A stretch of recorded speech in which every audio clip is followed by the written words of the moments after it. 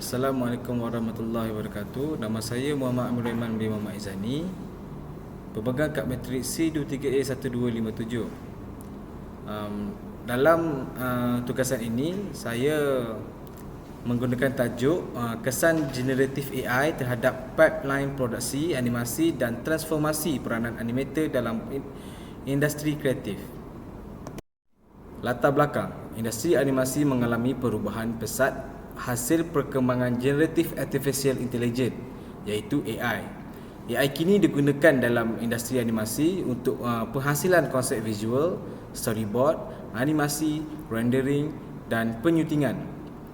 Selain itu, teknologi AI juga membantu mempercepatkan proses penghasilan animasi serta mengurangkan kos produksi.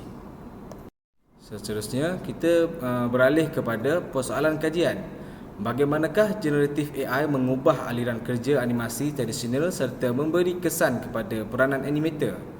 Objektif kajian ialah menganalisis kesan generatif AI terhadap pipeline produksi animasi, mengenal pasti peluang yang diwujudkan oleh AI, mengkaji cabaran serta isu etika penggunaan AI dan juga menilai perubahan peranan animator dalam industri kreatif.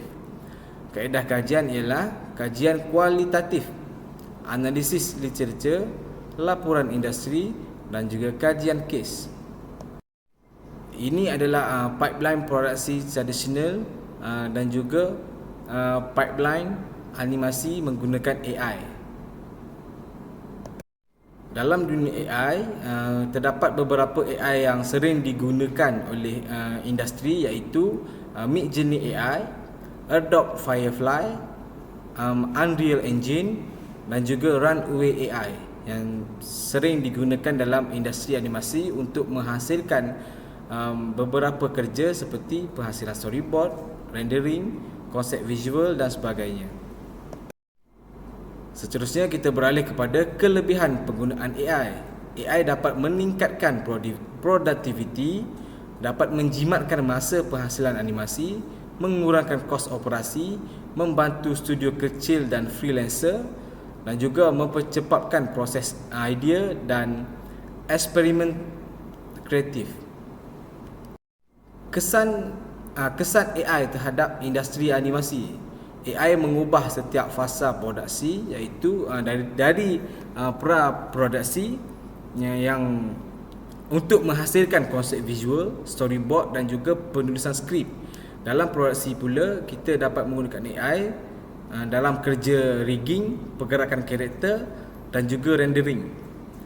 Pasca produksi pula kita boleh menggunakan AI untuk penyuntingan, compositing dan juga penambahbaikan visual. Cabaran penggunaan AI.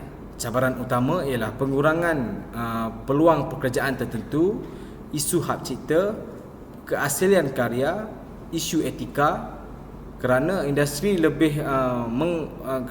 industri animasi hari ini terlalu bergantung kepada AI.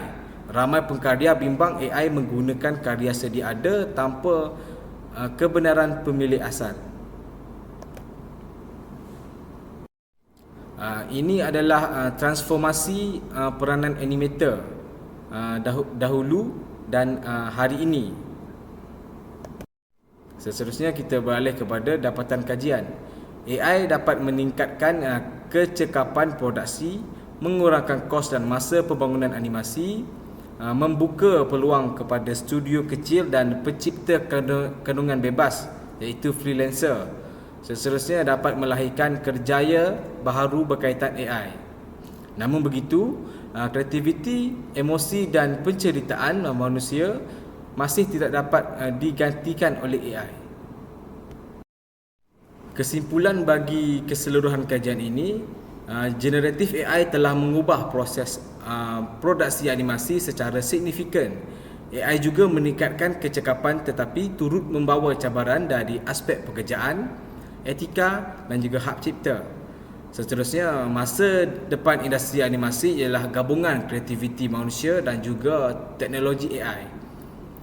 Animator perlu menguasai kemahiran AI bagi kekal relevan dalam industri. AI bukan pengganti animator, tetapi ianya adalah alat yang membantu animator dalam menghasilkan karya dengan lebih pantas dan berkualiti.